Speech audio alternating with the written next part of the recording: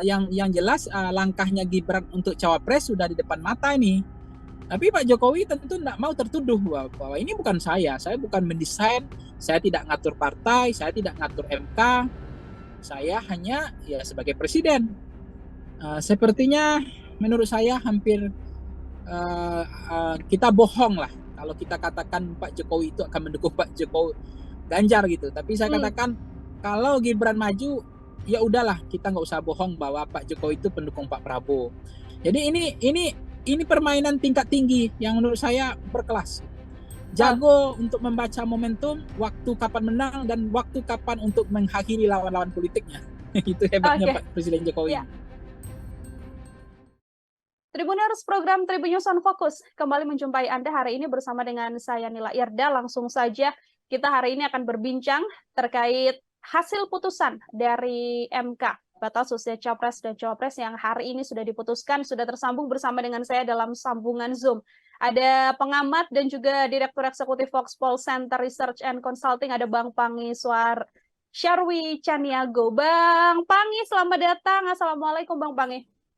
Waalaikumsalam Mbak Nila, ya. Selamat sore, Tribuners. Ya, Bang Pangi, terima kasih banyak untuk waktunya berbincang bersama dengan saya. Bang Pangi sudah melihat hasil putusan dari MK.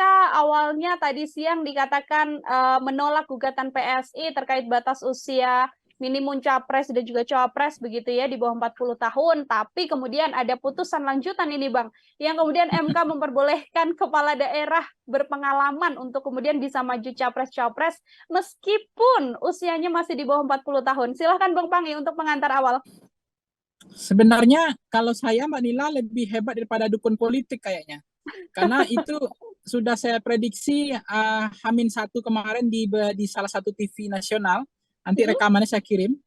Saya mengatakan bahwa kalau misalnya MK itu ingin menyuburkan dinasti politik atau MK ingin bagaimana menjadi clear menjadi mahkamah keluarga, ya keputusannya harus begitu.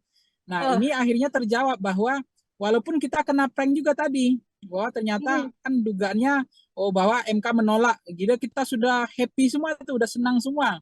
Bahkan ada yang mengatakan salah satu narasumber mengatakan begini, 80% kita percaya bahwa ternyata betul hakim MK kita adalah orang yang berintegritas gitu, 80%. Jadi seolah-olah kena prank semua. Jadi kalau saya sih Mbak Nila, saya nggak kaget dengan putusan begini. Saya happy gitu loh. Happy-nya begini. Ya artinya memang terlepas nanti apakah memang langkahnya Gibran untuk cawapres sudah di depan mata ini, udah ya, bukan lagi dongeng atau asumsi atau persepsi. Ya sepanjang ada satu lagi adalah keputusan dari Gibran sendiri. Nah kalau Gibran sudah memutuskan mau menerima Pak Prabowo sebagai cawapresnya, ya udah selesai bahwa memang Gibran sudah garis tangannya. Seperti yang saya sebut dalam salah satu media televisi nasional itu, Gibran sedang menjemput takdirnya sebagai cawapres dan termasuk Pak Jokowi juga memahami mungkin Pak Jokowi itu ahli strategi, ahli pengalaman, ahli jam terbang dan ahli di dalam membaca momentum politik. Nah, terlepas dari beliau sebagai presiden masih menjabat per tanggal 14 Oktober besok. Jadi saya sih pertama menarik napas saja, tapi saya nggak kaget gitu. Ini hal-hal yang menurut saya membuktikan bahwa yang sebetulnya inilah desain ya, bagaimana Pak Jokowi tidak bisa tertuduh, tetapi bisa lebih halus ya.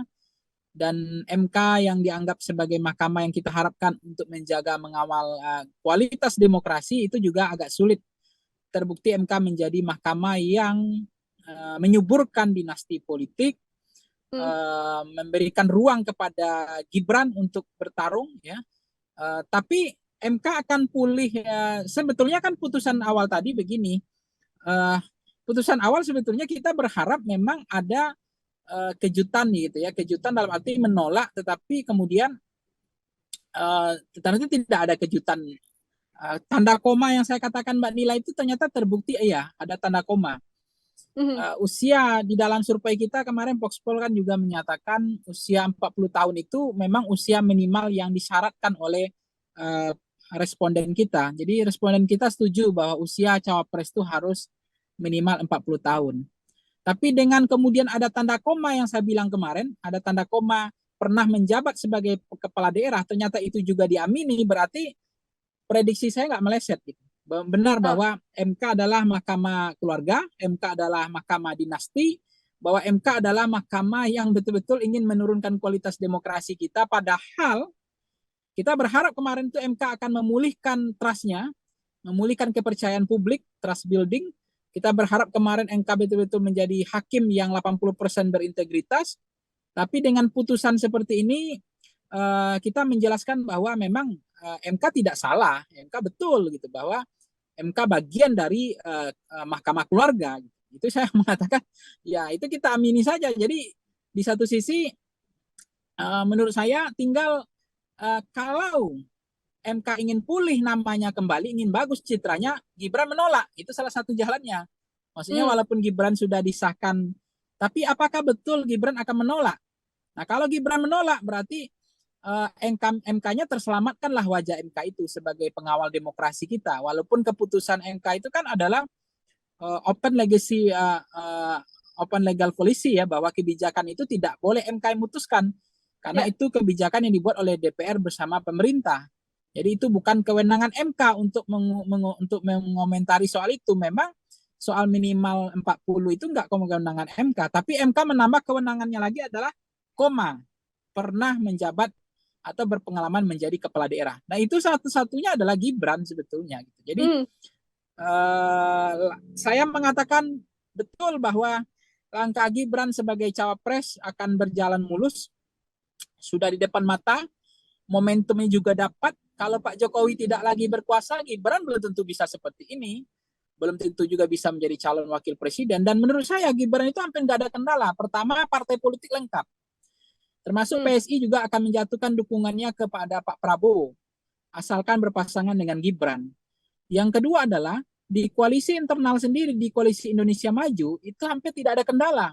Kalau Gibran diusung sebagai cawapres, resistensi di Partai Golkar, yang harus Erlangga, yang tanpa bersyarat tapi harus bersyarat, kemudian resistensi di koalisi Partai PAN Erick Thohir tapi tanpa syarat, dan kemudian ada PBB Yusril dan beberapa partai lain. Saya pikir dengan nama Gibran tentu resistensi nggak terlalu kuat. Tapi kalau di luar nama Gibran, maka mungkin Kim pun agak alot gitu. Tapi kembali memang Pak Prabowo sudah menyatakan bahwa cawapres itu hak prerogatif atau hak vetonya Pak Jokowi. Dan sudah ada di kantongnya Presiden Jokowi gitu.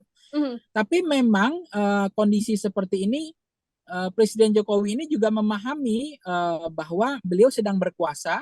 14 Februari itu beliau masih presiden. Bagaimana mungkin kita berpikir bahwa lapangan ini tidak datar, atau lapangan ini datar, atau lapangan ini bersih atau becek gitu. Karena presiden yang berkuasa, anaknya berkuasa, bagaimana abuse of power itu terjadi atau tidak, itu kan bisa saja dibuktikan nanti di kemudian hari seiring berjalannya waktu, seperti putusan hari ini keluar.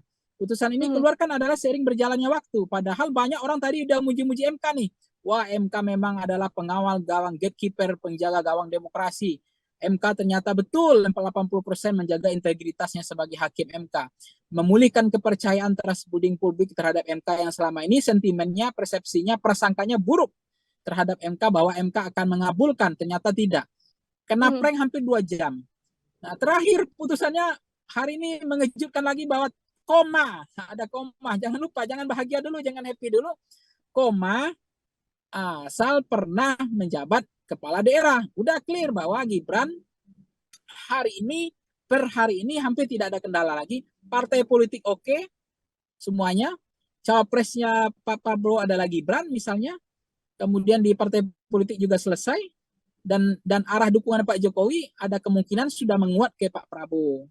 Saya menyimpulkan begitu, kaki Pak Jokowi di Pak Prabowo, kalau Gibran maju. Dan PSI juga menyatakan dukungan seperti itu. Tapi peta ini bisa berubah ekstrim, Mbak Nila, kalau Gibrannya menolak. Nah, ini semua prasangka buruk akan terpatahkan lagi. Oh, ternyata hakim MK ini bukan bicara untuk Gibran, tapi untuk kepentingan ke depan, gitu kan. Nah, jadi bisa saja prediksi kita hari ini juga salah. Kalau MK menolak, kalau Gibrannya menolak, dia sudah diberikan ruang, partai sudah ada, Pak Prabowo sudah minta meminang Gibran, tiba-tiba Gibran nggak bersedia. Nah itu menarik, itu makin menarik itu. Wah itu makin naik lagi kelasnya Pak Jokowi dan Gibran dengan Presiden Jokowi, bahwa mereka adapun peluang, mereka nggak mau memanfaatkan peluang kekuasaan itu, kecuali nanti Pak Jokowi sudah tidak lagi berkuasa, Pak Jokowi tidak lagi jadi presiden, atau jeda 5 tahun. Sebagaimana garis turunan ke atas, garis ke bawah, hierarki di dalam mengatasi regulasi. Karena regulasi kita kan sebetulnya ada ruang untuk MK hari ini justru, Mbak Nila, untuk mengurangi atau membatasi dinasti politik. Regulasi itu harusnya disiapkan oleh MK. Tapi justru dengan putusan hari ini, MK justru ikut menyuburkan demokrasi keluarga, demokrasi dinasti politik itu disuburkan. Jangankan mengurangi tendensi atau membatasi, ada regulasi. Hasil survei Voxpol itu kemarin kan begitu, bahwa 69% masyarakat ingin ada regulasi atau aturan untuk membatasi ruang gerak dari dinasti politik. Nah, itu idealnya masyarakat minta seperti itu. Okay. Yang kedua, 60% masyarakat nggak setuju dengan dinasti politik. Kemudian ada juga pendapat 60% menyatakan dinasti politik itu bisa menurunkan kualitas demokrasi. Nah, sekarang MK terbukti bagian dari dinasti politik. Jadi saya pikir MK akan menyiapkan statement yang sepertinya keren gitu loh. Hari ini akan dicari rasionalisasinya. MK akan mencarikan lagu lama, kaset usangnya akan diputar habis ini. Kenapa harus ada keputusan seperti itu? Nanti MK juga akan menyiapkan bahasa yang berkelas, bahwa ini adalah keputusan yang sangat hebat dan keren gitu. Jadi nanti akan dibuat rasionalisasinya, Mbak. Tenang, gampang aja. Nanti bahwa ini bukan dinasti nanti ujungnya. Baik, Bang Pangi, tadi Bang Pangi mengatakan sudah besar kemungkinan kemudian Gibran bisa menjadi cawapres begitu ya, karena peluangnya sangat besar sekali. Namun saat ini nama baik dari MK juga saya bisa katakan ada di tangan Gibran, apabila nanti memang Gibran menolak untuk kemudian dipinang menjadi cawapres dari Prabowo Subianto. Pertanyaan dari saya selanjutnya, Bang Pangi, Prabowo Subianto sendiri sudah mengatakan bahwa ada 4 nama yang mengerucut, diantaranya dari luar Jawa, Jawa Barat, Jawa Tengah, dan Jawa Timur. Ketika memang sudah ada keputusan dari MK ini, maka Bang Pangi juga berkemungkinan atau berkeyakinan besar apabila Gibran menerima, memang nantinya Prabowo pasti akan menggandeng atau firm akan menggandeng Gibran Rakabuming Raka, Bang Pangi. Ya sebenarnya begini, kalau Pak Prabowo kan sudah solid ya, suara itu satu suara, Gerindra Pak Prabowo itu nggak ada perbedaan. Bahkan di Partai Gerindra itu sudah seperti ideologi, seperti mazhab baru, bahwa Prabowo Gibran itu seperti ideologi gitu. Jadi menurut saya ini yang Prabowo itu seperti kehilangan level confident kalau nggak Gibran wakilnya. Tapi kalau Gibran wakilnya, maka level confidence-nya Pak Prabowo itu naik gitu. Jadi Prabowo yakin menang, bahwa karena dengan adanya Gibran itu semua relawan akan fokus ke Gibran, suara PDIP bisa terpecah ya, terbelah, tidak solid. Kemudian PDIP juga terpecah, tidak solid. Pak Jokowi juga kakinya yang tadinya Pak Jokowi itu menaruh bermain pada dua kaki yang dimainkan, di satu sisi kakinya di sebelah kanan di Ganjar, di kaki kiri di Pak Prabowo. Pak Jokowi yang sebelumnya menaruh 2 bola di keranjang yang berbeda. Pak Jokowi mengambil jalan aman. Tapi kalau sudah Gibran yang ada di situ, bagaimana kita bicara tentang sesuatu yang mengatakan bahwa Pak Jokowi sudah fokus bahwa tidak di Pak Prabowo, bahwa Pak Jokowi hanya ke Ganjar. Sepertinya menurut saya hampir kita bohong lah kalau kita katakan Pak Jokowi itu akan mendukung Pak Jokowi Ganjar gitu. Tapi saya katakan kalau Gibran maju, ya udahlah, kita nggak usah bohong bahwa Pak Jokowi itu pendukung Pak Prabowo. Ditandai dengan 3 hal. Pertama adalah projo arahnya ke Pak Prabowo. Sebetulnya juga Pak Jokowi kan sudah menyatakan bahwa projo itu tunggu tanggal mainnya. Kemana arah dukungan Pak Jokowi, projo akan tegak lurus. Nah, artinya kalau Pak Projo sudah ke Pak Prabowo, berarti itulah kakinya Pak Jokowi ada di Prabowo. Kemudian PSI, di mana kakinya PSI, disitulah kakinya Pak Jokowi. Kemudian di mana Gibran, disitulah kakinya Pak Jokowi. Itu membuat kenapa hari ini akan terjadi perang dingin ya, perang urat saraf antara Pak Jokowi dengan PDIP. Tapi setahu saya Pak Jokowi kan ahli strategi ya, ahli lihai, lincah, piawai dan mahir ya. Beliau tidak akan pernah kalah gitu menurut saya. Berhadapan dengan apapun. Termasuk hari ini dia akan bisa menjadi pemadam kebakaran yang hebat dalam peperangan ini. Apakah ini perang terbuka, apakah ini akan perang dingin? Kan udah ada statement dari PDIP bahwa apakah berani Pak Jokowi berkhianat. Itu sudah menunjukkan bahwa PDIP sudah mulai keras. Tapi Pak Jokowi tentu tidak mau tertuduh bahwa ini bukan saya bukan mendesain, saya tidak ngatur partai, saya tidak ngatur MK, saya hanya ya sebagai presiden. Toh keputusan ini diambil MK, Pak Jokowi lagi di luar negeri misalnya, kan bisa aja. Iya. Jadi ini permainan tingkat tinggi yang menurut saya berkelas. Jago untuk membaca momentum, waktu kapan menang dan waktu kapan untuk mengakhiri lawan-lawan politiknya. Itu hebatnya Pak Presiden Jokowi. Ya, baik. Bang Pangi, kalau kita berbicara pasangan Prabowo dan juga Gibran, kira-kira lawan yang paling potensial atau paling kuat yang kemudian bisa melawan Prabowo Gibran yang berkemungkinan dipasangkan dengan Ganjar Pranowo, apakah namanya kemudian bisa disampaikan oleh Bang Pangi atau mungkin justru Ganjar dengan Mahfud MD yang saat ini kemudian bisa menjadi duel kuat melawan Prabowo Gibran? Kalau dalam simulasi survei kita Voxpol kemarin, Mbak, bahwa Prabowo Gibran itu juga nggak terlalu tinggi sebetulnya. Walaupun dalam simulasi 3 nama maupun 4 nama pernah di angka 33-34%. Tapi kalau ada misalnya nama misalnya Prabowo Mahfud MD itu juga lebih tinggi. Prabowo misalnya Mahfud MD, Prabowo Yeni Wahid, juga Prabowo Khofifa itu tinggi. Prabowo Khofifa itu justru tinggi sebetulnya. Nah, bagaimana dengan Ganjar? Ganjar Khofifa itu juga tinggi. Ganjar dengan Erick Thohir juga tinggi. Ganjar dengan Ridwan Kamil juga tinggi. Ganjar dengan siapa tadi?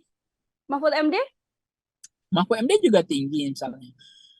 Apakah nanti lawan tanding Prabowo Gibran ini siapa lawan tandingnya sebanding untuk mengimbangi Prabowo Gibran? Sebetulnya banyak pilihan. Bisa Ganjar Erick, bisa Ganjar Mahfud, bisa Ganjar Khofifa, bisa Ganjar Ridwan Kamil gitu. Banyak sebenarnya pilihan. Oke, ada justru lebih banyak pilihan di kubu Ganjar Pranowo untuk kemudian bisa melawan Prabowo apabila memang berpasangan dengan Gibran. Begitu ya, Bang Pangi ya. Ini artinya kan sudah firm kalau nanti pasti akan berjalan di 2 putaran Pilpres mendatang. Begitu kemudian 2 nama yang bisa masuk ke putaran kedua, kalau dari kacamata Bang Pangi sudah pasti Prabowo dan juga Ganjar Pranowo, di kondisi ada Gibran di dalamnya. Ya, sebenarnya kalau Pak Jokowi paling happy ya keduanya masuk ya, Prabowo Gibran masuk, Ganjar dengan cawapresnya masuk gitu ya. Tentu Pak Jokowi, Presiden Jokowi akan lebih happy gitu. Tapi nggak tahu siapa yang akan teralienasi atau keluar dari gelanggang gitu ya di periode kedua. Pertarungan ini adalah pertarungan yang cukup sengit di periode pertama. Saya pikir ada kemungkinan Prabowo masuk atau Ganjar masuk. Dan kemungkinan Anies juga masuk, potensinya juga luar biasa gitu. Peluangnya juga besar. Baik. Terima kasih banyak Bang Pangi untuk waktunya kemudian berbincang bersama dengan saya dalam program Tribunusan Fokus. Semoga nanti di lain kesempatan kita bisa berbincang lagi Bang Pangi untuk melihat nih, berarti kita masih menunggu siapa cawapres yang kemudian nanti akan diumumkan oleh kedua kandidat yang sampai saat ini sudah menjelang tanggal 19 Oktober, namun belum ada pengumuman juga dari cawapres yang kemudian akan digandeng begitu. Bang Pangi, sekali lagi terima kasih banyak untuk wawancaranya pada kesempatan kali ini. Mbak Nila, sama-sama. Ya, Tribuners, demikian Tribunnews on Fokus bersama dengan saya Nila Irda. Nantikan juga Tribunnews on Fokus lainnya terkait bahasan-bahasan lain juga. Saya Nila Irda pamit undur diri. Terima kasih dan sampai jumpa. Download Tribun X sekarang. Menghadirkan lokal menjadi Indonesia.